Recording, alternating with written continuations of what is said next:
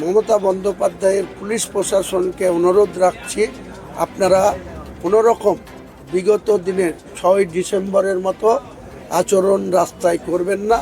আমাদের লোকরা যদি রাস্তায় কোথাও বাধাপ্রাপ্ত হয় তাহলে কিন্তু আমার মিটিং যেমন চলবে, আমি রাস্তায় দাঁড়িয়ে NH-12 কিন্তু আমি অবরোধ করে রাখব যদি আমাদের কোনো লোককে আসতে বাধা দেওয়া হয় বা কোনো কিছু অসহযোগিতা করা হয়। কাজেই প্রশাসনকে আমি বিনয়ের সঙ্গে বলবো, আমাদের কালকের এই মেগা মহাসমাবেশ সাকসেস হবে ইনশাল্লাহ। 10 লক্ষ মানুষের টার্গেট আছে, সেই 10 লক্ষ মানুষ কালকে আমাদের সবাই আসবে।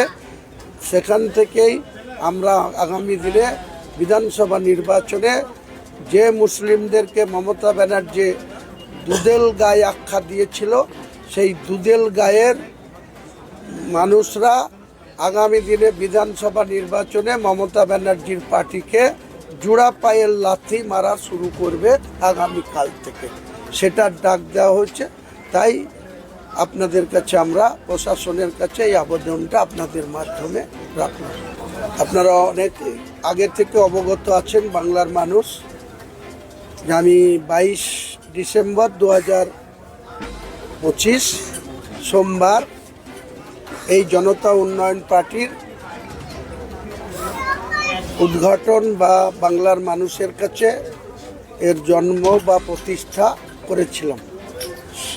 তারপরে 22 তারিখের পরে এই 2026 সালে যথাক্রমে 14 এবং 17 হরিয়ারপাড়া এবং ডোমকল জনকল্যাণ মাঠে আরও 2টি সভা হয়েছিল। এছাড়াও পশ্চিম মেদিনীপুরের একটি সভা হয়েছে, মালদাতে সভা হয়েছে 2-3টে। 1 মাস 10 দিন যে পার্টিটার বয়স, আমরা মানুষের উপরে আস্থা ভরসা রেখে আগেই ঘোষণা করেছিলাম যে 1 ফেব্রুয়ারি রবিবার আমরা ব্রিগেড ময়দানে একটি সভা করব।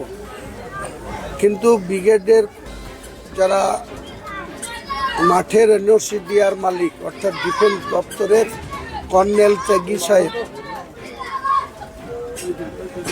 ত্যাগী সাহেব আমাদেরকে লাস্টে মাঠ দেননি, বা মার্চের লাস্টের দিকে পাওয়া যেতে পারে। ফেব্রুয়ারি থেকে মার্চের 20 তারিখ পর্যন্ত মাঠ কোনো রাজনৈতিক দলকে দেওয়া হবে না বলেছিলেন। পরে যোগাযোগ করলে উনি বলেছেন মার্চের 25 থেকে 31-এর মধ্যে আপনি নতুন করে একটা অ্যাপ্লিকেশন করবেন, আপনাকে মাঠ দেওয়া হবে। আমরা আগামী 25 থেকে 31শে মার্চ আবার কলকাতার ব্রিগেডের সভা করব জনতা উন্নয়ন পার্টির পক্ষ থেকে।